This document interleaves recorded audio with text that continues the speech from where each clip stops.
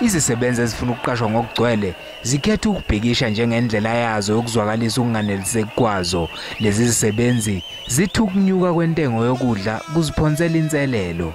Uyasebenza nabantwana umama omdala. Ugovernment makaqeda athi yena uqasha 18 to 35. Ngina 38 namhlanje. Ngiqale ukusebenza ngina 29. Ngikugela kuye. Anginalutho. Noma makangixosha manje uthi umsebenzi uphelile ngishone kuphi. Lezi zisebenzi ezaqashwa ngohlelo lwezinkontileka ngesikhathi kubheduka iCovid-19 zamashela emahhovisi omnyango wezempilo ngonyaka odlule ngemumva kokuphela kwezinkontileka. Ziyizinkulungwane eziyisithupha izisebenzi ezagcinwa, kodwa manje izinkontileka zazo seziphinde zafika emaphethelweni.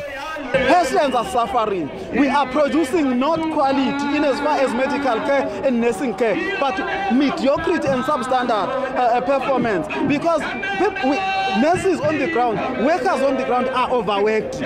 Izinyunyana zifuna zonke izisebenzi ziqashwe ngokugcwele. We're sick and tired of always when it's March, when it's the end of the financial year, we must come to a Department of Med, we must come to the Premier's office and actually constantly ask for the renewal of contract. So one permanent absorption now. Izisebenzi zifuna undunankulu kanye nomnyango baphendule mayelana nezikhalo zazo.